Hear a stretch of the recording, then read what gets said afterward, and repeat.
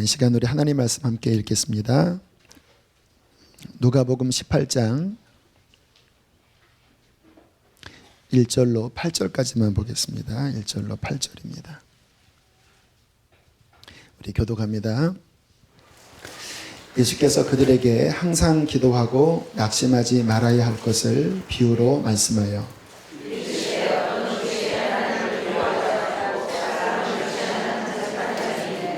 그 도시에 한 과부가 있어 자주 그에게 가서 내 원수에 대한 나의 원한을 풀어주소서 하되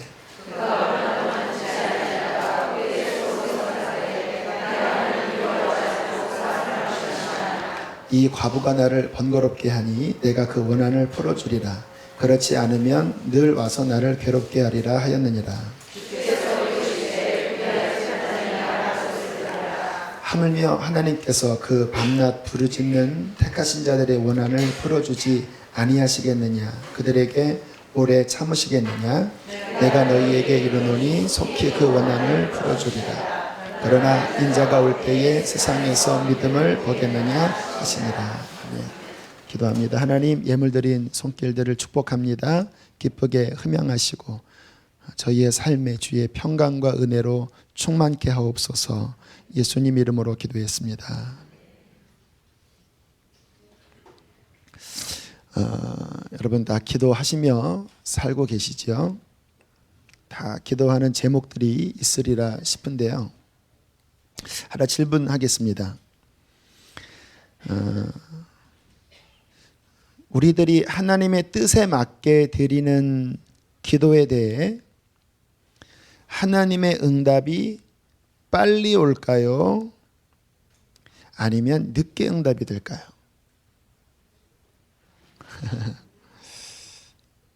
제 경험은요, 응답 될 때는 빨리 오는데 응답 안 될 때는 진짜 늦게 오더라고요. 성경에 많은 하나님의 사람들이 기도 응답이 빨리 되지 않아서 하나님께 이렇게 하소연합니다. 여호와여, 어느 때까지니까? 언제까지입니까? 오랜 기다림 속에서 너무 지쳐서 하나님께 도대체 언제까지입니까? 라고 하소연하는 시편의 내용들이 많이 나와요. 그러나 우리가 알아야 될 것은 뭐냐면요, 우리가 생각하는 때와 하나님의 카이로스, 그 시간이라는 개념의 카이로스는 하나님이 개입하셔서 역사하는 그때가 카이로스거든요. 우리가 생각하는 그때와 하나님이 생각하는 그때가 달라요. 우리는 당장 이게 해결되면 좋겠다라고 그렇게 안달을 내지만 그런데 하나님의 때는 우리의 시간과는 많이 다를 수가 있다는 것입니다. 성경에서 아마 제일 많이 답답했던 사람이 아브라함이었을 거라는 생각이 들어요. 주께서 자녀를 주시겠다고 철석같이 그냥 한 번도 아니고 몇 번이나 반복해서 약속을 해 놓으시고 80이 돼도 90이 돼도 100살이 돼도 전혀 아이가 생기지 않았을 때 여러분 얼마나 아브라함 마음이 답답하고 낙심이 됐겠습니까? 그렇죠. 지금 아내의 이제 경수는 끊어졌고 본인도 더 이상 인간적으로 가능성 없는 시간으로 점점 흘러갈 때 하나님이 약속을 안 하셨으면 진작 포기하는데 하나님은 포기하기에도 안 하시고 응답도 안 하시고 그러니까 다 미치겠는 거예요. 차라리 포기하면 속이 편한데 끝까지 믿으라고 말씀하시고 붙잡으라고 해놓고는 인간적인 환경이 전혀 안 되는 시간까지 흘러가니까 얼마나 답답한 상황 가운데 있었겠습니까? 자, 그러나 응답이 안 된 게 아니라 분명히 응답이 됐지요. 언제 왔습니까? 이러한 유명한 문구가 있습니다. 한번 따라해 볼까요? 하나님의 응답은 너무 빠르지도 않고 너무 늦지도 않은 정확한 시간에 오신다. 아마 굉장히 영적으로 귀한 문구인 것 같아요. 우리가 생각하기에 늦은 거예요. 그러나 늦은 게 아닙니다. 하나님의 응답은 너무 빠르지도 않고 그렇다고 아차 늦었네 하지도 않은 가장 알맞은 때에 하나님의 응답이 내려옵니다. 아브라함의 100세, 사라의 90세는 우리가 생각하기에는 너무 늦은 것 같지요. 하지만 가만히 그 상황을 영적으로 해석을 해보면요, 기가 막힌 하나님의 섭리가 들어있는 거예요. 하나님께서 아브라함의 모든 인간의 가능성을 다 끊으시고 사라의 모든 인간의 가능성을 다 끊으시고 왜 100세나 되어서 90이나 되어서 자식을 주신지 아십니까? 믿음의 조상이잖아요. 거기서 예수님 나와야 되잖아요. 하나님께서 아브라함에게 두 가지를 훈련하셨는데 하나는 믿음의 훈련. 인간적으로 불가능한 가운데서 아브라함이 후대에 보여야 될 보는 믿음입니다. 믿음. 왜? 믿음의 조상이니까. 여러분, 믿음의 조상인데 믿음의 테스트가 없으면 무슨 믿음의 조상이 됩니까? 그냥 믿음의 조상 되는 거 아니거든요. 하나님께서 불가능한 상황 가운데에 처하게 하신 다음에 아브라함의 믿음을 끌어내시는 거예요. 또 하나, 죽은 것 같은 아브라함과 사라의 몸에서 이삭이 나온 것은요, 곧 뭐와 같냐면 예수 그리스도께서 죽음 가운데서 부활하신 사건을 예표하는 것입니다. 그러니까 인간적으로는 너무 늦은 때인데 하나님의 역사는 기가 막히게 믿음의 조상을 만들어 주시고 그 모습 속에서 예수 그리스도의 십자가와 부활을 이삭 태어나는 사건을 통해서 구현해 내셨다라는 거예요. 하나님께서는 그렇기 때문에 우리가 생각하기에 답답한 일이지 주님은 모든 것을 합력하여 가장 최선의 결과를 내시는 거예요. 그래서 우리가 가져야 될 것은 뭐냐면요, 주님의 카이로스가 이루어질 때까지 인내하고 하나님을 바라고 믿음으로 가야 하는 것입니다. 자, 요셉도 우리가 한번 생각을 해봐요. 꿈을 꿨습니다. 부모 형제가 자신에게 절을 하는, 요셉 너를 높여주겠다고 하는 꿈을 주셨어요. 그러면 우리가 생각하면 그 꿈이 어떻게 이루어져야 합니까? 요셉이 정말 탄탄대로로 막 형제들에게 추앙을 받고 거기 가나안 학교에 들어갔는데 수석으로 입학을 해서 수석으로 졸업을 하고 그리고 막 의기양양 막 유학 가고 막 이래야 되잖아요. 근데 이게 완전히 거꾸로 갑니다. 하나님의 역사가 거꾸로 가요. 형제들에게 미움을 받아서 종으로 팔려갔는데 열심히 살았습니다. 그러니까 보디발의 집에서 인정을 받았거든요. 근데 이게 웬일입니까? 보디발의 아내 자꾸 윙크를 하는 겁니다. 이렇게. 여러분, 보디발의 아내가 예뻤을까요? 안 예뻤을까요? 예뻤을 거예요. 왜? 이 군대 시위대장의 이 아내 정도면 이렇게 않겠습니까? 그 젊은 혈기에 그 주인집 마나님이 한두 번 이렇게 한 게 아니라 그냥 막 집에만 들어가면 막 눈을 막 뚫어져라 보면서 막 그렇게 유혹할 때 여러분, 요셉이 얼마나 마음이 힘들었겠습니까? 더군다나 그 보디발의 아내는 권력을 가졌잖아요. 하지만 끝내 믿음으로 승리했어요. 그러면 풀려야 되잖아요. 이게 웬걸? 감옥 안에 들어가서 온갖 고생하고 그리고 감옥에 두 명의 꿈을 해석해 줄 때 이야기하잖아요. 당신이 복직이 되면 제발 나를 기억해 달라. 당신이 아는 것처럼 나는 진짜 이렇게 한 걸 내가 옷 다 벗겨주고 이렇게 도망 나왔지 나 절대 나쁜 사람 아닌 걸 당신도 알지 않냐. 그렇게 이야기를 했건만 2년간 기억하지 못해서 장장 이 형들로부터 팔려가서 그 마지막까지 몇 년이라는 시간이 흘렀는지 아십니까? 5년도 아니고 10년도 아니고 장장 13년의 시간을 아주 바닥을 그냥 빡빡 기면서 그렇게 온갖 고생을 다 한 거예요. 자, 그러다가 잘 아시잖아요. 바로가 꿈을 꾼 다음에 갑자기 그 꿈이 생각나서 요셉이 바로 앞에 설 때가 나이가 30세입니다. 그리고 그 이후의 스케줄은 7년 풍년이지만 그 이후에 7년의 대기근이 앞으로 올 거예요. 그 7년 전에 30살에 요셉이 엄청난 하나님의 역사로 애굽의 총리가 되었어요. 자, 한번 여러분 생각해 보세요.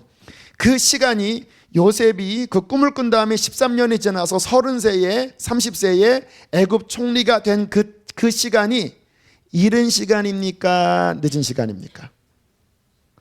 가장 적절한 시간이에요.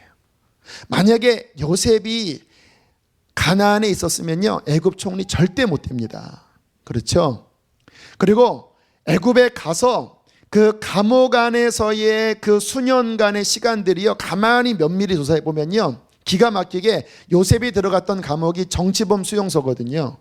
잡범들 수용소가 아니에요. 그 안에서 지냈던 몇 년의 시간들이 장차 요셉이 애굽의 총리가 돼서 나라를 끌어갈 수 있는 엄청난 정보와 그 고관들의 여러 흐름들을 그 감옥에서 다 배웠다라는 거예요.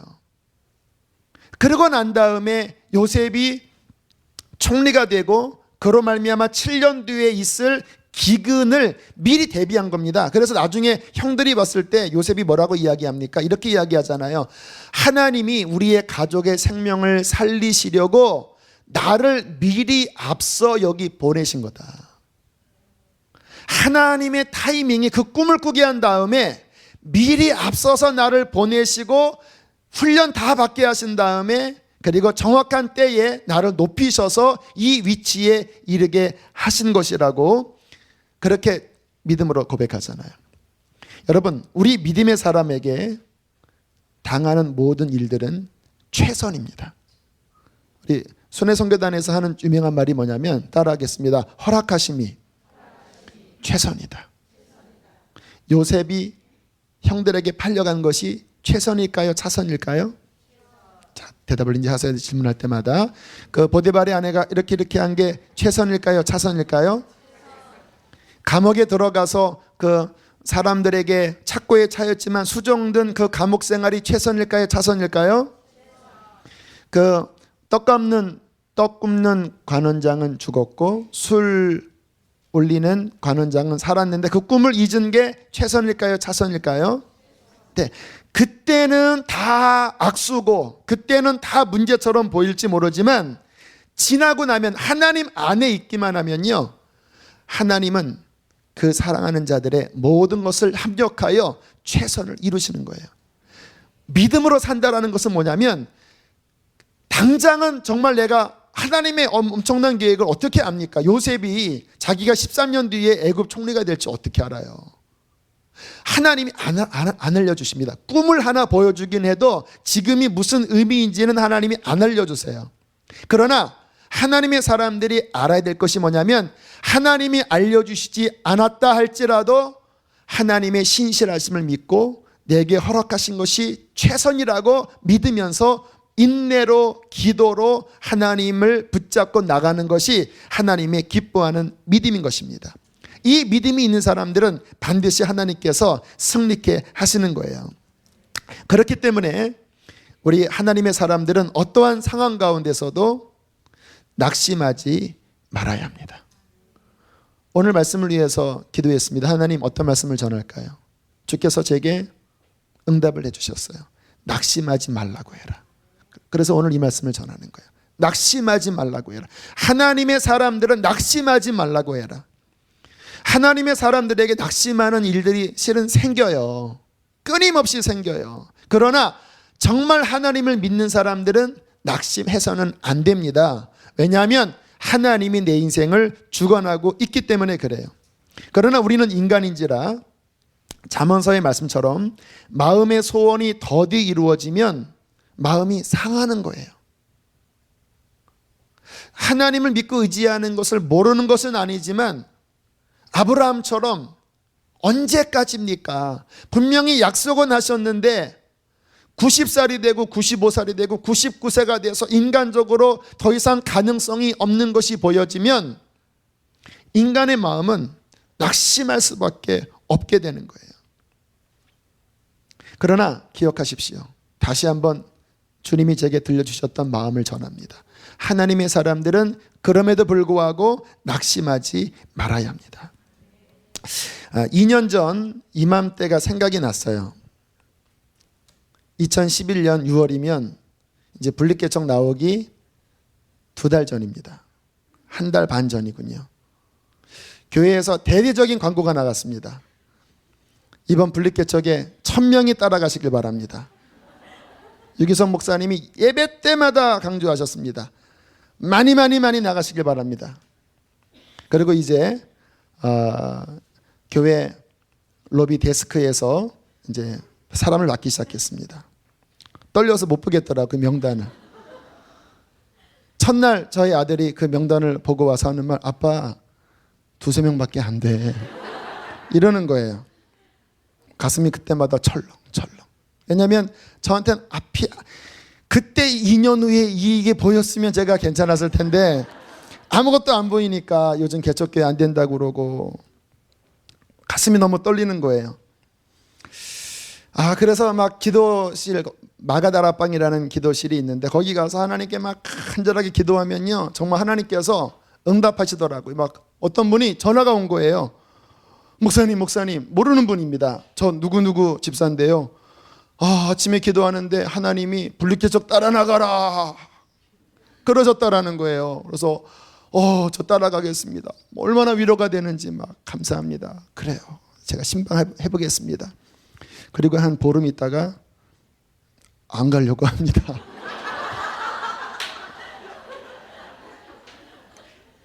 나는 이 교회가 너무 좋아서 그때 내가 잘못 실수로 들은 것 같습니다. 그러면 또 낙심이 되는 거예요. 또 하나님 이제 막 파트별로 특히 이제 반주자가 필요해서 하나님 반주자도 보내주시고 그렇게 막 간절히 기도하는데 그때 우리 이은숙 그때 전도사님이었을 때인데 전화가 온 거예요. 목사님 혹시 분리개척 가는 분 중에서 반주자 있어요? 아니 아직은 없어요. 그렇잖아도 기도하고 있어요. 어머 목사님 제가 오늘 누구 신방을 했는데 그분이 집이 죽전이라는 거예요. 그래서 여기 분리개척 따라가겠냐고 얘기했더니 그 자매가 예 했다라는 예. 갑자기 막 제 마음이 하늘을 나를 것처럼 막 너무 행복해서 막 떨리는 목소리로 전화했습니다. 저 강대영 목사인데 분리개척 따라 나가기로 하셨나요? 그랬더니 예 그러더라고요. 할렐루야 너무너무 감사합니다. 그런데 이제 아직 남편은 아직 마음이 잘 정해지지 않았대요. 근데 뭐 응답하신 거니까 하나님이 남편 마음 당연히 변화시켜 주시겠죠. 그리고 이제 너무 행복해하고 있어서 막 제가 사무실에서 막 야호 하면서 드디어 반주자 생겼다 막 이랬거든요. 한 3주 뒤에 전화했더니 잠옷실에 있대요. 근데 아이가 이제 어렸거든요. 그래서 잠옷실에 가서 안녕하세요 강대영 목사입니다. 이제 신랑을 보고 분리개척 어떻게 마음 정하셨네? 그랬더니 안 갈 건데요 그러는 거예요. 순간 막 다리가 휘청거리는 거예요. 이렇게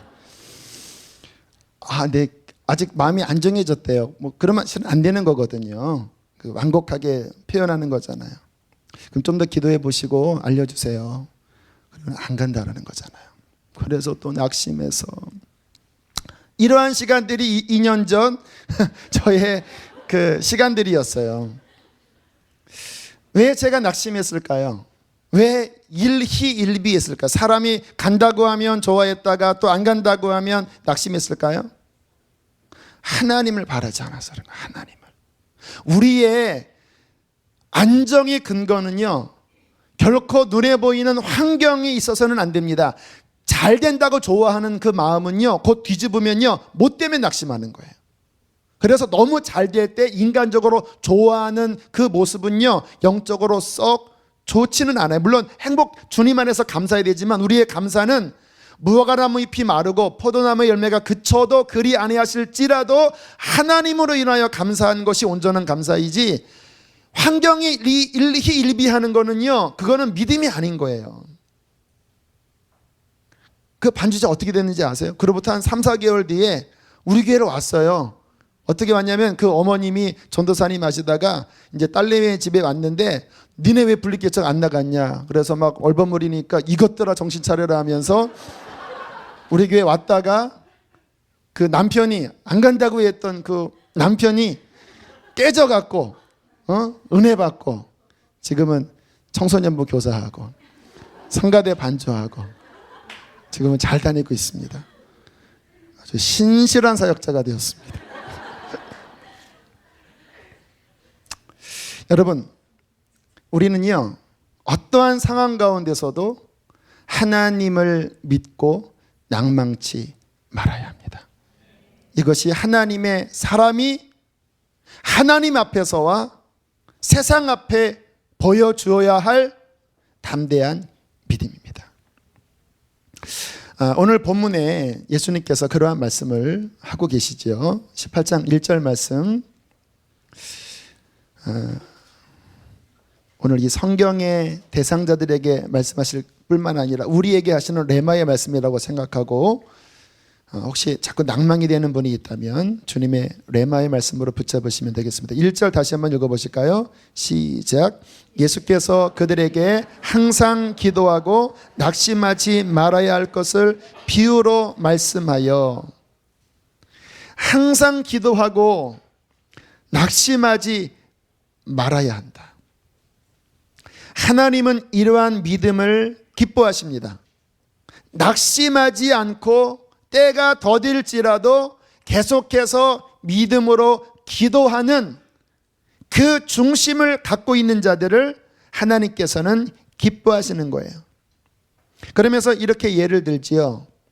한 도시에 아나무인 재판장이 있었습니다. 하나님 상관없어요. 인간들 무시해요. 그런데 어느 날 한 과부가 와서 원통한 재판권이 있는데 이거 응답하지 않으면 이 여인은 못 견디는 거예요. 살 수 없는 거예요. 그러니까 아침 저녁 밤낮 그 문을 두드리면서 재판장님 이 억울한 사정 당신이 풀어주지 않으면 난 못 삽니다. 비록 내가 돈도 없고 백도 없고 힘도 없지만 내 원통함을 들어주셔야 합니다. 밤낮 와서 이야기하는 거예요. 밤낮 와서. 그랬더니 불의한 재판관이 뭐라고 이야기합니까? 4절에 그가 얼마 동안 듣지 아니하다가 후에 속으로 생각하되 내가 하나님을 두려워하지 않고 사람을 무시하나 이 과부가 나를 번거롭게 하니 내가 그 원한을 풀어주리라. 그렇지 않으면 늘 와서 나를 괴롭게 하리라 하였느니라. 요 불의한 재판관이 말한 것 비유입니다. 비유. 그거를 딱 붙잡으신 다음에 예수님께서 뭐라고 말씀하시냐면 6절 7절 두 절 함께 읽겠습니다. 시작. 불의한 재판장이 말한 것을 들으라. 하물며 하나님께서 그 밤낮 부르짖는 택하신 자들의 원한을 풀어주시지 아니하겠느냐? 그들에게 오래 참으시겠느냐? 자, 불의한 재판장이 한 말을 들으라. 불의한 자라는 거예요. 불의한. 못된 놈이라는 거예요. 그런데 밤낮 부르짖는 그 과부의 간청에 그 불의한 재판관이지만 움직였다라는 거예요. 그런데 7절에 나온 말씀 뭐냐면 하물며라고 해요. 하물며.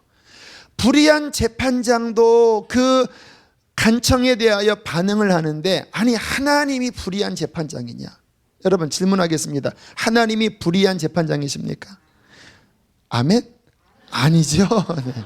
아니, 비슷했습니다. 여러분 하나님이 인색한 분입니까? 아니죠. 하나님이 째째한 분 아니잖아요. 그런데 우리들은 하나님을 자꾸 그렇게 여기는 거예요.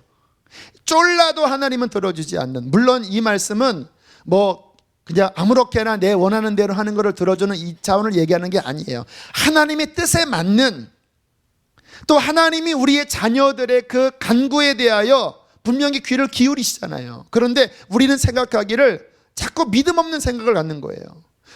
병든 자녀를 위하여 기도할 때, 내 남편의 변화를 위하여 기도할 때, 나의 삶의 어떠한 그 전환점을 위하여 기도할 때 자꾸 우리 마음은요 하나님이 안 들어줄 것 같은 거예요. 주께서 말씀하십니다. 하물며 이 불의한 재판장도 그 과부의 탄원에 대하여 이렇게 반응을 했는데 뭐라고 말씀하십니까? 하나님께서 그 밤낮 부르짖는, 따라하겠습니다, 택하신 자들의 원한을 풀어주지 아니하시겠느냐. 그들에게 오래 참으시겠느냐. 택하신 자녀, 주님께서 핏값 주고 사신 하나님의 백성, 그의 이름이 그 안에 들어있는 하나님의 거룩한 백성들이 자녀를 위하여 기도하고 회복을 위하여 기도하고 하나님의 은혜를 위하여 기도하는 그 밤낮 기도하는 간청에 대하여 하나님께서 오래 참으시겠느냐. 여러분, 하나님은요 인격적인 하나님이십니다. 하나님은 좋은 아버지세요. 제가 우리 자녀들과 이렇게 대화하면서 하나님의 마음을 자주 생각을 해요. 이게 자녀들이 뭐를 이렇게 해달라고 요청을 하면 진짜 이 부모의 마음은요, 이게 거기에 신경이 안 쓰일 수가 없어요. 겉으로야 뭐 아니야 하지만 이 마음이요 벌써 왜 사랑하니까 사랑하는 자들의 간청에 대하여 사랑은요 거기에 구속될 수밖에 없는 거예요. 믿으십니까? 하나님 아버지가 우리 성도들의 탄식하는 소리, 기도하는 소리, 그것에 얼마나 민감하게 반응하는지 아세요? 어떤 분이 그 천국에서 보니까요, 성도들이 막 기도하는 것에 하나님이 이렇게 귀를 이렇게 기울이고 계시다라는 거예요. 이렇게. 왜 응답이 안 되는지 아십니까? 하나님께서 그 기도를 들으시고 이제 응답하려고 했는데 벌써 그릇이 엎어진 거예요. 낙심해 버린 거예요. 하나님께서는 믿음의 역사하시고 내 믿음대로 되라 해야 되는, 그렇게 응답하시는 분인데 주께서 내 믿음대로 되라 하려고 했는데 벌써 믿음이 다 깨져버린 거예요. 많은 사람이 하나님의 응답이 바로 코앞까지 내려왔는데 그 마지막을 끝까지 인내하지 못해서, 기다리지 못해서 하나님의 응답이 왔다가 돌아가는 일들이 벌어질 수 있다는 것입니다. 8절에 뭐라고 말씀하십니까? 8절 함께 읽겠습니다. 시작. 내가 너희에게 이르노니 속히 그 원한을 풀어주리라. 그러나 인자가 올 때에 세상에서 믿음을 보겠느냐 하시니라.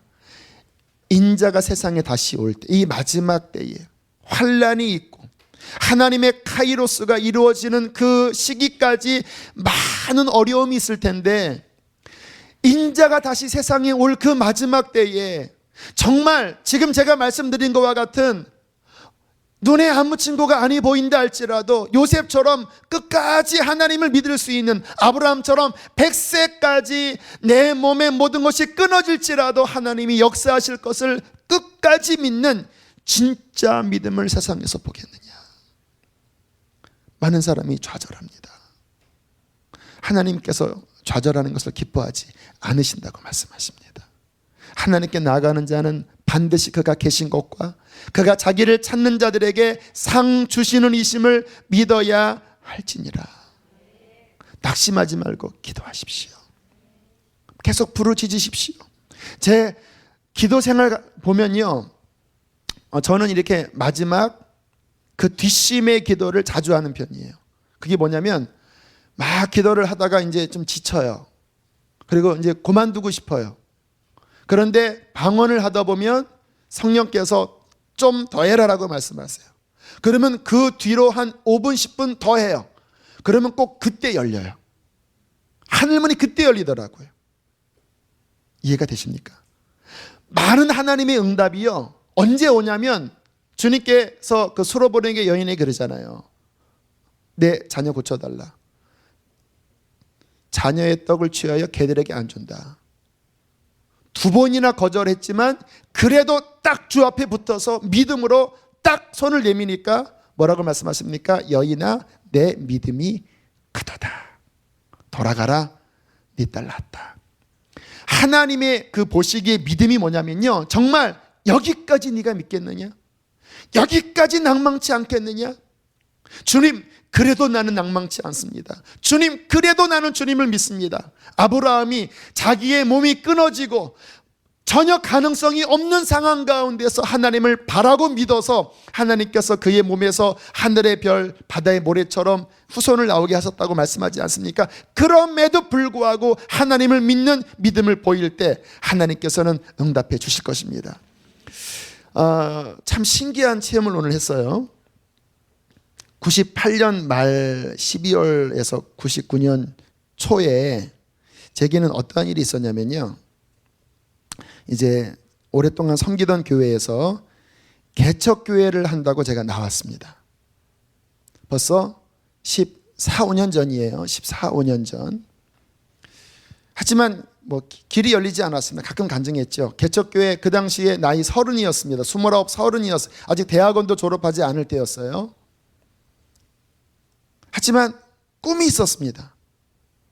그래서 제가 골방에 들어가서 1주를 기도했나 2주를 기도했나 제 집에서 문 딱 닫아놓고요. 하나님, 이러한 교회를 세우게 해주십시오. 30살에 제가 하나님 앞에 간절히 기도했던 그 시간들이 있었어요. 그리고 그때 개척이 안 됐어요. 다시 교육전도사로 갔다가 우여곡절 끝에 공주로 천목해 나가고 그 다음에 한 2년 정도 있다가 비전동의 평택의 안성 쪽에서 개척교회 하고 잘 됐지만 아직은 아니다 생각이 들어서 안산 갔다가 선화목적교회 갔다가 왔어요. 그래서 15년이 흘렀습니다. 그때 제가 2주 동안 하나님 앞에 엎드려서 주님, 주께서 기뻐하시는 교회를 세우게 해주십시오. 그리고 정리한 게 5가지가 있습니다. 그 자료를 오늘 주님이 찾게 하셨어요. 요게 그 자료입니다. 15년 전 글이에요. 첫째, 예배가 살아있는 교회를 세우라. 예배를 통하여 영혼이 살아나고 사람들의 범사가 풀리고 영육이 강건한 은혜를 받습니다. 영혼이 회복되고 영혼들이 살아나고 강건해지는 놀라운 역사가 일어나는 예배가 살아있는 교회를 세우게 하소서. 두 번째, 훈련하는 교회를 세우게 하소서. 그때 정리한 겁니다. 성경의 교회는 훈련하는 교회입니다. 단순히 예수님을 믿어서 구원 얻을 뿐만 아니라 훈련받아 제자가 되는 것이 성경에서 말씀하시는 교회입니다. 우리 교회는 모든 사람들이 말씀과 성령으로 양육받아 기쁨과 능력과 자유함으로 하나님의 사역을 하도록 훈련하는 교회가 될 것입니다. 세 번째, 선교하는 교회를 세우라. 우리 교회는 1터와 150개국과 그 당시 55억 인구였던 것, 55억 전 세계의 선교사를 파송하고 땅 끝에 이르기까지 복음을 증거하여 지구촌 구석구석에 예수님의 교회를 세울 것입니다. 이로 말미암아 하나님을 영어롭게 할 것입니다. 우리 교회는 이곳에서 모든 사람들이 구원받고 회복되고 훈련받아 이곳에 머무르지 아니하고 세계 곳곳에 주님이 보내시는 곳에 나아가는 역사가 일어날 것입니다. 네 번째, 성령님과 동역하는 교회. 성령님을 인정하고 환영하고 모셔드리어 성령의 생수가 흘러넘치는 교회. 제가 오늘 그거 찾고요, 빨간 표시했어요. 이렇게 눈물 나더라고요. 성령의 생수가 흘러넘치는 교회. 사도행전 2장에서 보여주는 그 성령 공동체를 세우게 해주십시오. 15년 전 30살에. 다섯 번째, 거룩과 순결과 진리의 교회. 교회의 영광은 어린 양의 아내가 되어 영원히 주님과 통치하는 것이다. 그런데 그 조건은 어린 양의 아내가 거룩함과 순결함과 진리로 서야 한다. 진리란 하나님의 영원한 말씀 위에 세워지는 것이고, 거룩한 신부가 되어 그리스도의 혼인 영원한 하나님의 나라에서 그리스도의 신부가 되어 영원히 통치하고 다스리는 교회. 첫사랑 항상 간직하는 교회. 죄와 세상과 타협하지 아니하고 어린 양이 어디로 인도하든지 따라가고 그 옷을 씻어 죽기까지 그 믿음을 지키는 교회. 지금은 마지막 때다. 주님, 온 교회가 죄와 싸우는 그러한 교회가 되게 해주십시오. 제가 깜짝 놀랐어요. 지금 이야기하는 거랑 똑같아요.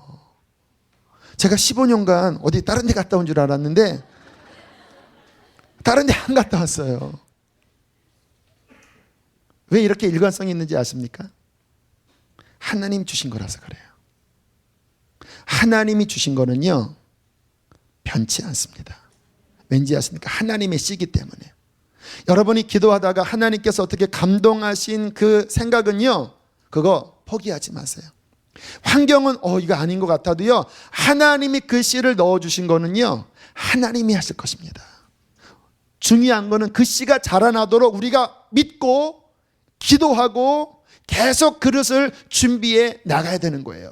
제가 감사했던 것은 주님 그 15년 전에 주셨던 이 비전들이 제가 방황치 않고, 물론 당장은 그때는 이루어진 것이 아니라서 낙심도 했지만 15년이 지난 지금 아직 완성은 아니지만 그때보다 많이 진일보하여 정말 개척교회가 세워졌고, 그러한 비전들이 이제 점점 선명해져 가고 있고, 제 안에 이것을 감당할 수 있는 그릇으로 더욱더 준비되도록 하나님께서 저를 이끄셨고 저를 그렇게 만들어 주셨어요. 저는 낭망하지 않고 제가 포기하지 않고 어쨌거나 그 주가 주신 그 음성에 비틀거렸지만 계속 붙잡고 여기까지 온 게 너무나 감사합니다. 제가 포기치 않는다면 하나님께서는 이 꿈을 하나님의 영광을 위하여 이루어 주실 것입니다.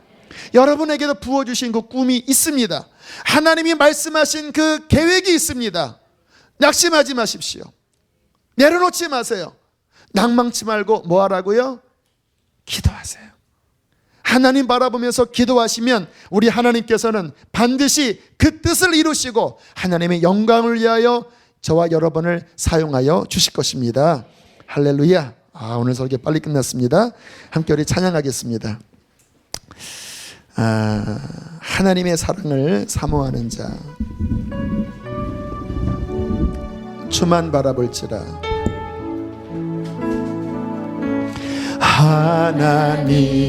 하나님의 사랑을, 하나님을 바랍시다. 하나님의 평안을 바라보는 자, 너의 모든 것 창조하신 우리 주님이 너를 얼마나 사랑하시는지,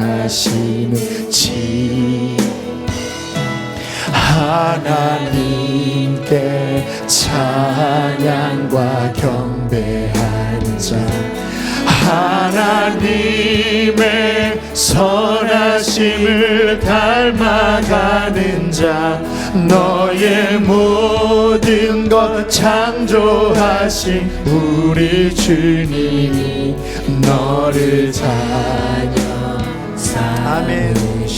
하나님 사랑의 눈으로, 하나님 사랑의 눈으로 너를 어릴 때나 바라보시고,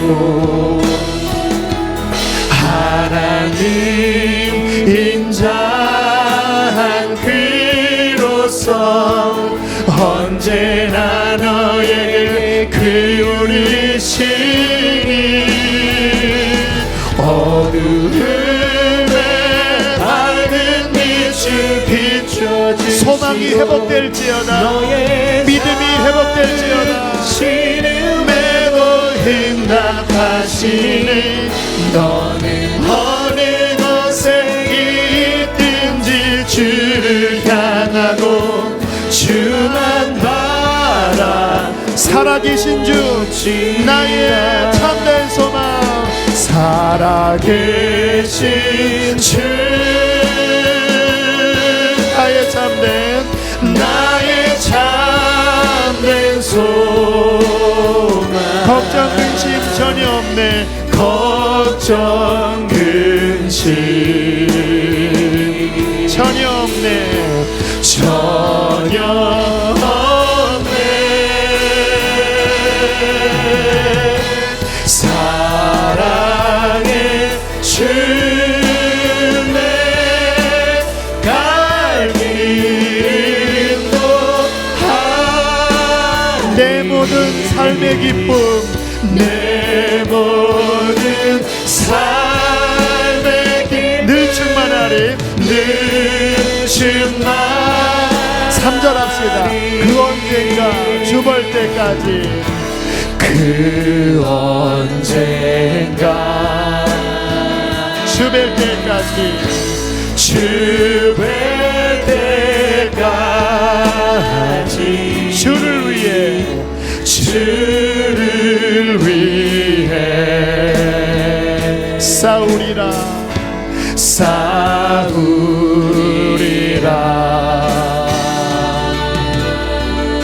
승리의 길 멀고 험해도 주님께서 나의 앞길 지켜주시니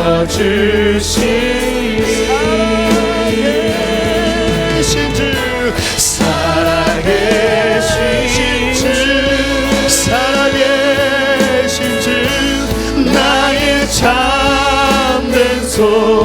우리 한 번 더. 살아계신 주, 살아계신 주, 나의 참된, 나의 참된. 여러분 소망을 믿음으로 일으키십시오. 소망을 일으키십시오. 걱정 그시 전혀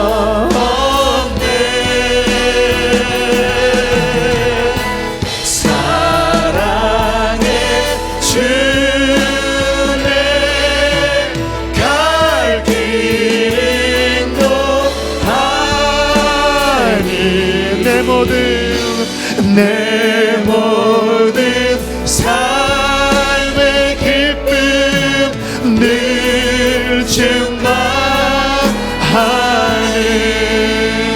할렐루야, 할렐루야. 여러분 이 밤에 기도로서 여러분 안에 있는 소망을 일으키십시오. 눌려있는, 환경으로 눌려있는 것들을 강력한 믿음으로 일으켜버리세요. 선포하시면 됩니다. 하나님, 나는 소망을 놓지 않을 것입니다. 하나님, 나는 낭망치 않을 것입니다. 주께서 내게 허락하신 것을 그대로 이루어 주시옵소서. 우리 크게 주여 3번 부르시고 기도하겠습니다.